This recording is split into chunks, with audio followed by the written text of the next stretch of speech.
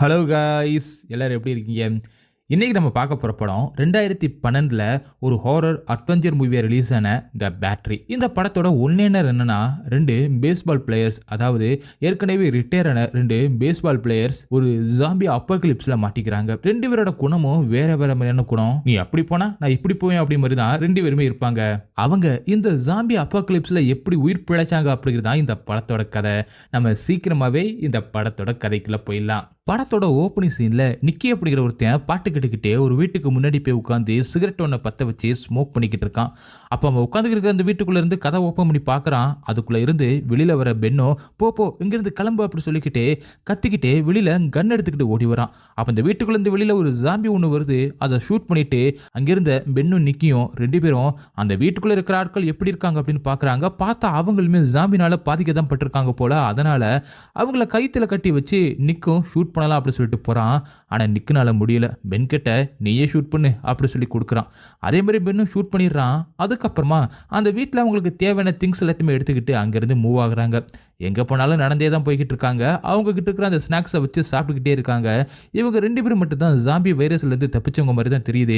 அப்போ ஒரு இடத்துல ரொம்பவே டயர்டாக இருக்கா அப்படி சொல்லிட்டு ரெண்டு பேருமே ஸ்டே பண்ணுறாங்க. அப்போ பென்னும் பேஸ்பால் வச்சிருக்கான். அதில் கொஞ்ச நேரம் விளையாடலாம் அப்படி சொல்லிட்டு ரெண்டு பேருமே விளையாடுறாங்க. ரெண்டு பேருமே ஏதோ அப்பப்போ கிடைக்கிற அந்த ஸ்நாக்ஸு தண்ணி இது மட்டும் தான் சாப்பிட்டு உயிர் வாழ்ந்துக்கிட்டு இருக்காங்க. அந்த இடத்துல இருந்து கிளம்பி திங்ஸ் எல்லாத்தையுமே எடுத்துக்கிட்டு ரெண்டு பேருமே ஒரு காட்டு பக்கமாக நடந்து போக அங்கே ஒரு ஆறு ஒன்று இருக்குது. அதுக்கு பக்கத்துலேயே ஒரு வீடு ஒன்று இருக்குது. அந்த மரத்தால் செய்யப்பட்ட இந்த வீட்டுக்குள்ள யாராவது ஜாம்பிகள் இருக்காங்களா அப்படின்னு சொல்லிட்டு துப்பாக்கியை வச்சுக்கிட்டு ரெண்டு பேரும் கவனமா போய் பார்க்குறாங்க. அதுக்கப்புறம் ஒவ்வொரு ரூம்லயும் போய் பார்க்குறாங்க. ஆனா யாருமே இல்லை. அதே மாதிரி இவங்களுக்கான திங்ஸுமே அங்கே எதுவுமே கிடையாது. அதனால அந்த ஆத்துல மீன் பிடிக்கலாம் அப்படின்னு தூண்டில் போட்டு பென்னும் மீன் பிடிக்க ஆரம்பிக்கிறான். அப்ப நிக்கி கிட்ட நீ மீன் பிடிக்கிறியா, கொஞ்ச நேரம் மீன் பிடிச்சி பாரு அப்படின்னு கேட்குறான். அதெல்லாம் வேணாம், நான் வரல, எனக்கு எதுவுமே கிடைக்காது அப்படின்னு சொல்றான். ஏன் இப்படி சொல்ற அப்படின்னு பென்னு கேட்க அதெல்லாம் ரொம்பவே நுணுக்கமாக பண்ணணும் அப்படின்னு நிக்கியும் சொல்கிறான்.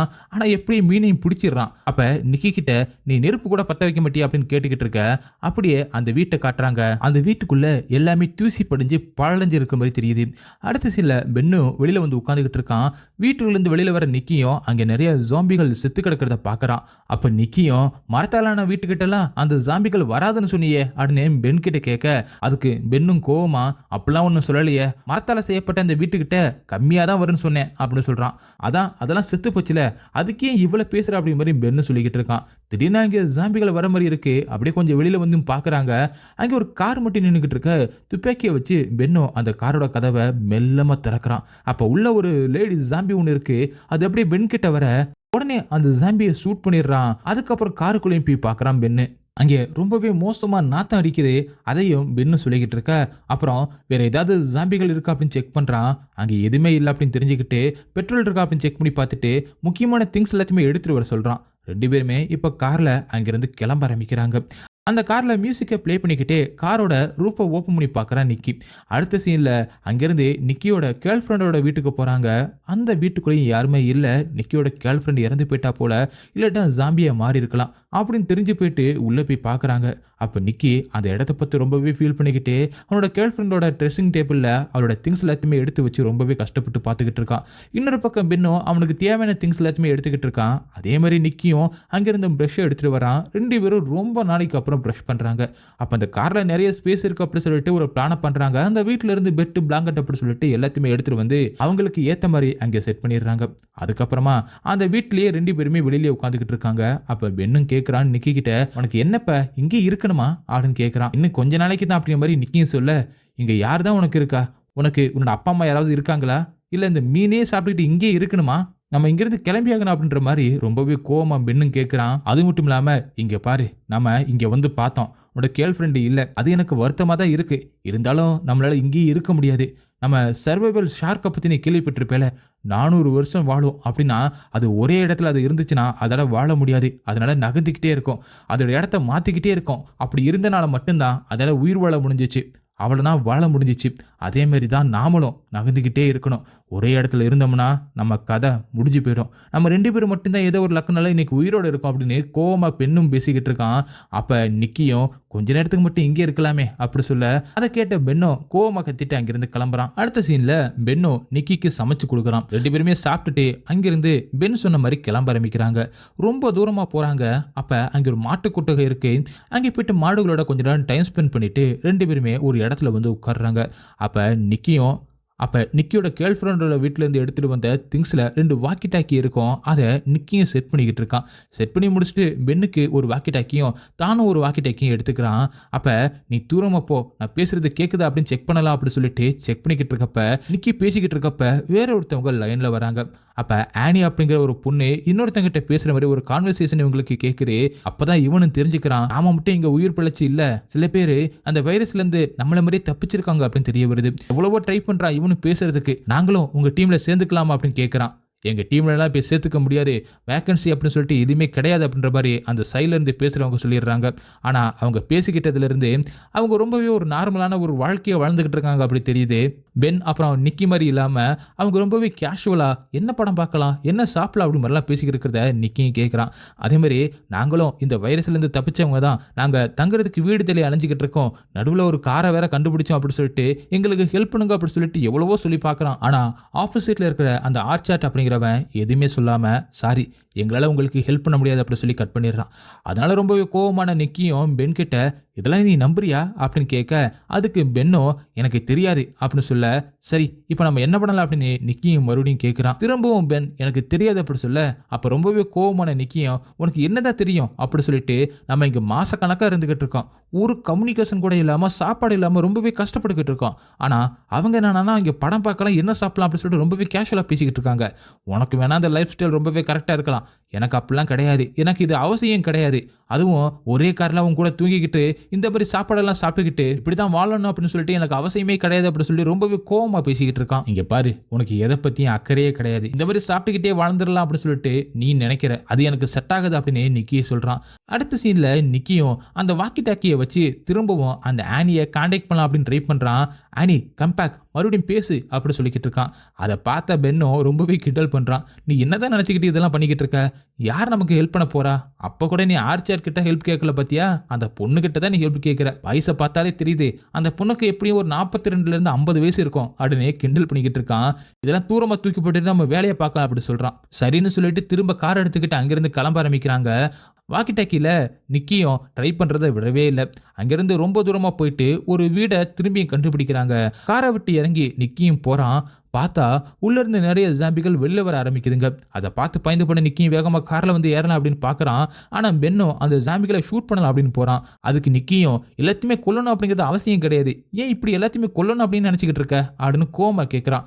அதுதான் நம்ம கடமை அப்படின்னு சொல்லிட்டு பென்னும் சொல்கிறான். அப்போ தூரத்தில் ஒரு அருவி ஒன்று தெரியுது. அதனால் பென்னும் அந்த அருவியில் போயிட்டு ஜாலியாக குளிச்சுக்கிட்டு இருக்கான். அப்போ காருக்குள்ளே நிக்கியும் தூங்கிக்கிட்டு இருக்க, இவன் நல்லா தூங்கிக்கிட்டு இருக்கப்ப காருக்கு வெளியிலேருந்து ஒரு ஜாம்பி காருக்கிட்ட வருது. அதுக்குள்ளே கையை விட்டு நிக்க எப்படியாவது அட்டாக் பண்ணிடலாம் அப்படின்னு சொல்லிட்டு வருது.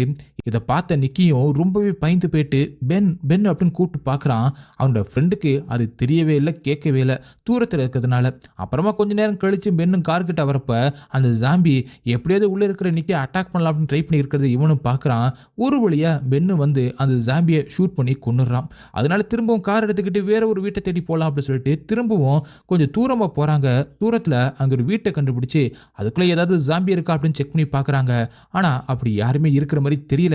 அதனால நிக்கியும் இப்போ பென் கிட்ட வந்து இன்னைக்கு நைட்டு நம்ம இங்கே தங்கலாம், இங்கே பெட்டில் இருக்கு, நல்லா தூங்கலாம் அப்படி சொல்கிறான். இங்கே நம்ம மனுஷங்க மாதிரியே வாழலாம் அப்படி சொல்கிறான். அது மட்டும் இல்லாமல் என்னால் அந்த கார்லேயே எப்போயுமே தூங்கிக்கிட்டே வர முடியாது, இனிமேல் நம்ம இங்கே தான் இருக்க போகிறோம் அப்படின்னு சொல்லிட்டு நிக்கி ரொம்பவே கண்டிஷனாக சொல்லிடுறான். அதை கேட்குற பென்னும் சரி அப்படி சொல்லிட்டு அங்கே இருக்கிற திங்ஸ் எல்லாத்தையுமே வச்சு ஒரு வில்லு ஒன்று ரெடி பண்ணிக்கிட்டு இருக்கான்.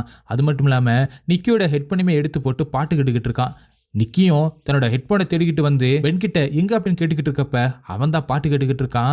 அதே நேரத்தில் அந்த வில்லியம் செஞ்சுக்கிட்டு இருக்க, நான் உனக்கு எந்த ஒரு டிஸ்ட்ராக்ஷனும் பண்ணக்கூடாது, நீ தான் நைட் இங்க தங்கணும்னு சொன்னல, அதனால எனக்கு எந்த ஒரு சத்தமும் கேட்கக்கூடாது, நீயே எல்லாத்தையுமே பார்த்துக்க, காலையில எழுந்ததுமே எங்கே போகலாம் அப்படின்னு சொல்லிட்டு நீயே யோசிச்சுட்டு என்கிட்ட சொல்லுவ பாரு அப்படின்னு பென்னும் கேட்குறான். அதே மாதிரி காலையில விடிஞ்ச உடனே அந்த காட்டு பக்கமா பென்னும் போறான். அங்கே ஒரு ஜாம்பி இருக்கிறத பார்த்துட்டு அந்த ஜாம்பியை அப்படியே கூட்டிக்கிட்டு வீட்டுக்குள்ள வந்து இழுத்துட்டு வந்து நிக்கியோட ரூம்குள்ள விட்டுட்டு கதவை சாத்திடுறான். அதாவது நிக்கி இங்கிருந்து கிளப்புறதுக்காக பிளான் பண்றான். அப்ப நிக்கியும் உள்ள இருந்து ரொம்பவே கத்துறான், காப்பாத்து அப்படின்னு. ஆனா இவன் ஹெல்ப் பண்ணவே இல்லை.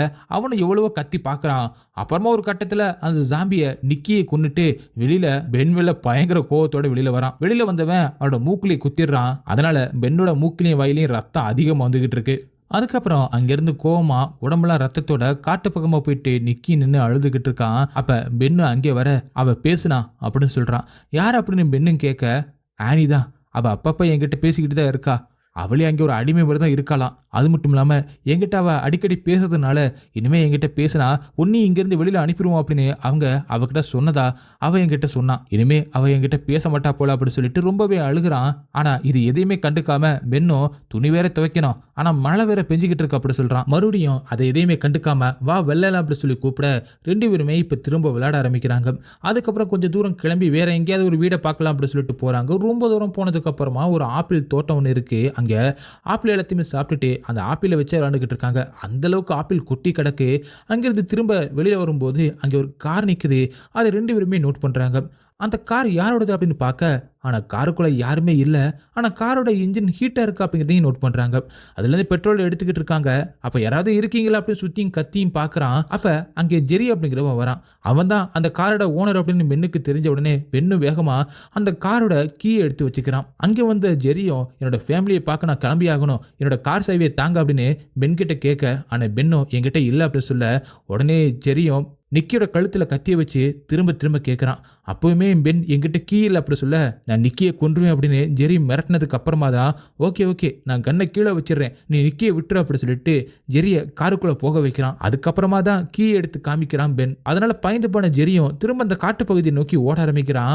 ஆனால் பென்னும் ஜெரியை ஃபாலோ பண்ணிகிட்டே போயிட்டு துப்பாக்கியில் சுடுறான். அப்போ நிக்கியும் அவனோட ஃபேமிலியை பார்க்க தானே போறேன்னு சொன்னான், எதுக்காக கொன்ன அப்படின்னு கேட்க, அதுக்கு பென்னும் உன்னை புரிஞ்சிக்கவே முடியல, நானுமே என்னோட ஃபேமிலியை பார்க்கணும், அவன் உன்னோட கழுத்தில் கத்தியை வச்சு மிரட்டிக்கிட்டு இருக்கான், என்ன பண்ண சொல்கிற அப்படின்னு கேட்குறான்.